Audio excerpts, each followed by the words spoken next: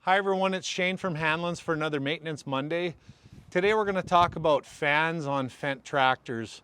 We're starting to see as tractors get older where they're needing fan bearings, and what happens is the bearing starts to go out.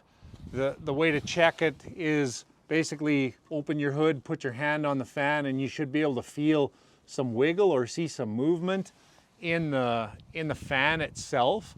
But what's happening is there's really no warning. The bearing doesn't seem to make any noise, just all of a sudden it fails, it backs the bolt out, and then the fan comes loose and does damage to your radiator a lot of times.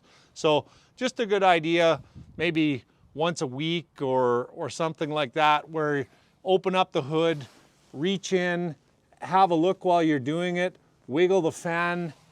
If there's any amount of movement there, then maybe get a breaker bar and take the belt tension off and have a look and see if there's any movement in that fan bearing. Just something to look at that can save you a few $1,000s in damage when that fan comes loose. Hopefully that helps you out. Thanks for watching.